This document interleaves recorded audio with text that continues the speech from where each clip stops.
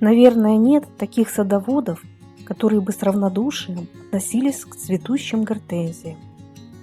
Эти цветы за свою выносливость, красоту и длительный период цветения завоевали любовь и признание садоводов всего мира.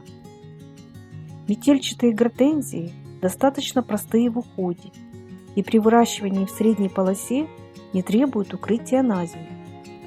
Зато их красота способна покорить сердца даже самых привередливых цветоводов. Объем и количество крупных соцветий многих сортов просто поражают. Такое щедрое обилие красивых цветов не может не восхищать. За это мы их и любим. Хотя, к сожалению, бывает и наоборот. Иногда тот или иной сорт нас сильно подводит. Очень многие задают частый вопрос, почему их метельчатые гортензии из красивых и белых очень быстро превращаются в неприглядный рыжий букет, похожий на сухоцветы. Согласна, что такая картина выглядит некрасиво. А ведь эти растения мы часто высаживаем на самые парадные и видные места. Друзья, поделитесь, пожалуйста, в комментариях своим опытом. Сталкивались ли вы с преждевременным поражением своих гортензий? И как вы с этим боролись? Ваши мнения и знания по выращиванию этих растений очень важны. Я также хочу попросить вас поддержать наш канал своими лайками и не забудьте подписаться, чтобы всегда быть в курсе выхода новых видео. С подобной проблемой некоторых метельчатых сортов я сталкивалась не раз. Действительно, очень расстраивает, когда ожидаешь один результат, ждешь и надеешься на красивое цветение, а по факту куст выпускает соцветия, которые уже через короткое время покрываются рыжими и коричневыми пятнами и теряют свою привлекательность. Согласитесь, вид пожухлых коричневых цветов сад не украшает. Так в чем же причина этого явления и как с этим бороться?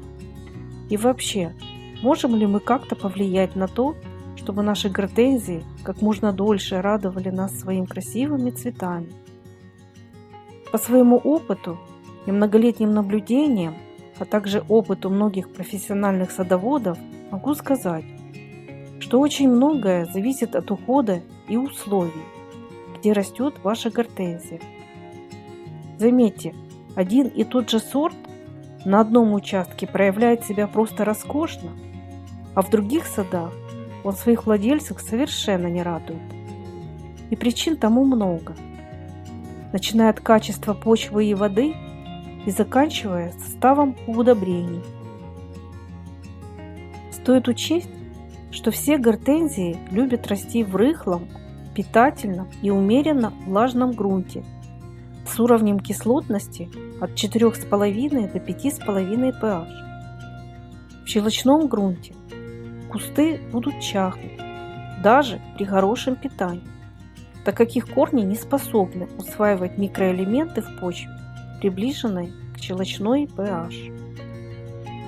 Хотя метельчатые сорта менее требовательны к подкислению по сравнению с крупнолистными гортензиями.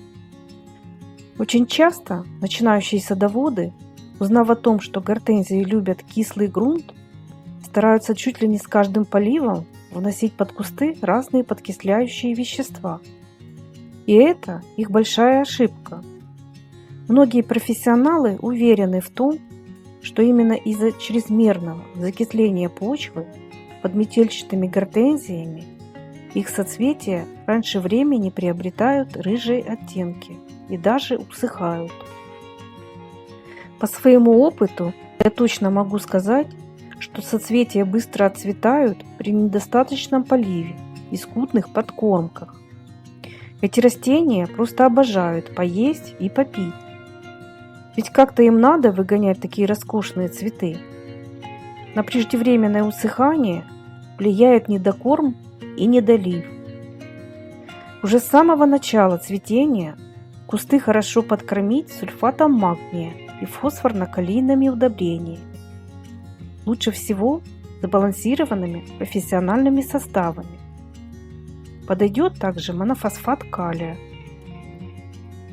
Причина быстрого поражения соцветий может быть в недостатке калия в питании.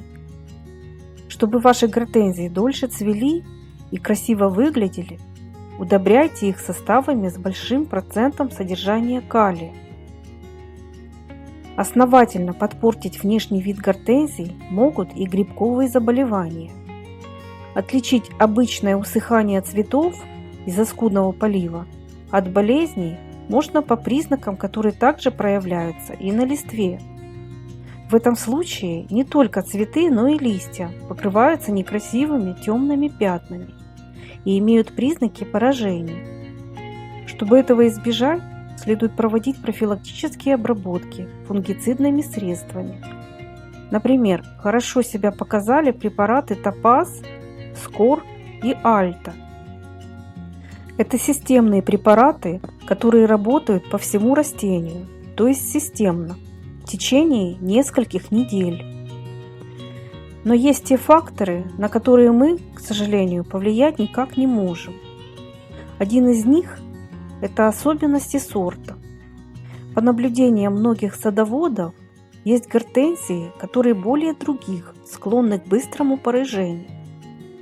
Например, этим грешит известный сорт Vanilla Fraise, реже Sunday Fraise, Фантом, Бобо, ну и другие. И уж совсем никак мы не можем повлиять на погодные условия. Бывает так, что весь месяц стоит несносная жара, а потом резко температура понижается, а в придачу обрушивается проливной дождь. От такой резкой смены погоды и перепада температурного режима соцветия тоже могут за короткий срок порыжеть. Особенно негативно влияют на окраску цветов ночные холодные дожди, утренняя роса и туманы, после которых их опять начинают обжигать дневные лучи солнца. Погода нам не подвластна, однако снизить ее негативное влияние можно тем же уходом, то есть с помощью хорошего питания, профилактических обработок и своевременного полива. В продаже также есть очень много самых разных препаратов, с помощью которых мы можем повысить иммунитет своих растений, продлить их цветение и защитить от стресса. Уверена, что правильный уход и внесение комплексных удобрений сыграют свою важную роль, и ваши гортензии будут долго украшать сад своим шикарным цветением. А если вам эта информация была полезной, не забудьте поставить лайк, и до новых встреч на нашем канале.